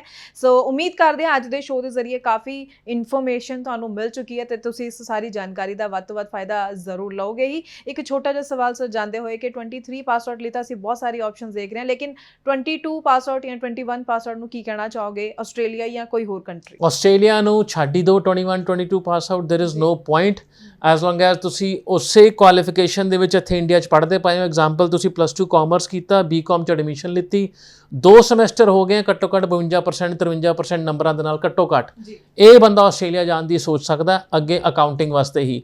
ਬਟ ਜੇ 2022 ਤੋਂ ਬਾਅਦ ਆਇਲਸ ਹੀ ਕਰਦੇ ਪਏ ਹੋ ਉਹਦਾ ਕੋਈ ਫਿਊਚਰ ਨਹੀਂ। ਆਸਟ੍ਰੇਲੀਆ ਟਾਈਮ ਤੇ ਪੈਸਾ ਦੋਨੋਂ ਖਰਾਬ ਆਊਗਾ। ਸਵਿਚ ਟੂ ਅਦਰ ਕੰਟਰੀ ਜਿੱਥੇ ਤੁਹਾਡੀ ਐਲੀਜੀਬਿਲਿਟੀ ਬਣਦੀ ਹੈ। ਜੀ ਠੀਕ ਹੈ, ਬਹੁਤ ਬਹੁਤ ਥੈਂਕਸ ਸਰ ਕਿ ਆਸਟ੍ਰੇਲੀਆ ਨੂੰ ਲੈ ਕੇ ਕਾਫੀ ਡਾਊਟਸ ਤੁਸੀਂ ਸਟੂਡੈਂਟਸ ਦੇ ਕਲੀਅਰ ਕੀਤੇ ਨੇ ਤੇ ਅੱਗੋਂ ਵੀ ਅਸੀਂ ਤੁਹਾਡੇ ਲਈ ਇਸੇ ਤਰ੍ਹਾਂ ਹੋਰ ਇਨਫੋਰਮੇਟਿਵ ਸ਼ੋਜ਼ ਲੈ ਕੇ ਆਉਂਦੇ ਰਵਾਂਗੇ। ਫਿਲਹਾਲ ਲਈ ਸਾਨੂੰ ਦਿਓ ਜੀ ਇਜਾਜ਼ਤ। ਧੰਨਵਾਦ।